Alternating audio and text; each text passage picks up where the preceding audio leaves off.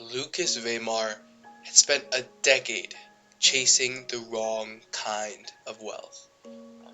At 32, his penthouse gleamed with polished surfaces, his card purred with engineered perfection, and his bank statements grew fatter by the quarter.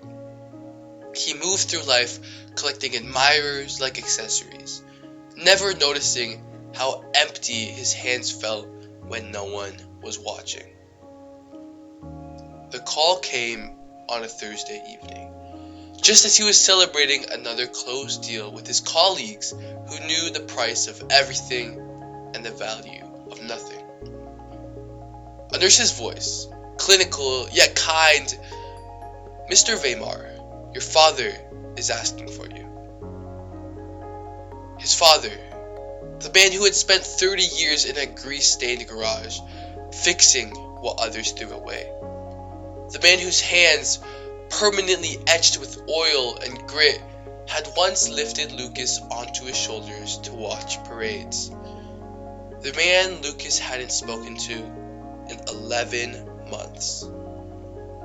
The hospital room smelled like antiseptic and old age.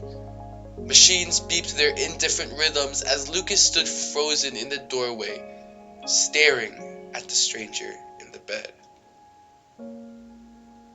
Cancer had whittled his father down to something fragile.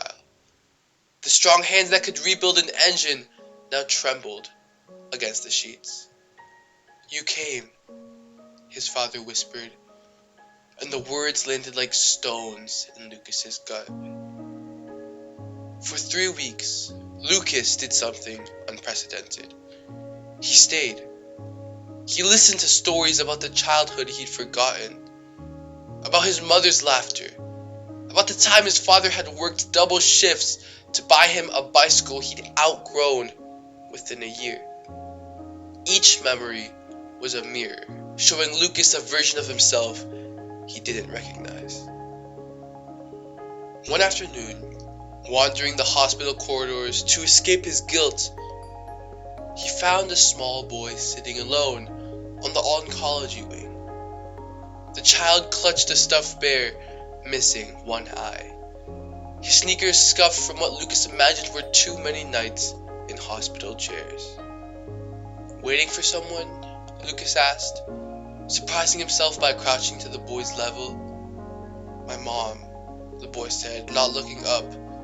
"The doctors are making her better. Maybe." Something cracked open in Lucas's chest. He sat with the boy for an hour, making up silly stories about the one-eyed bear's adventures until the child laughed.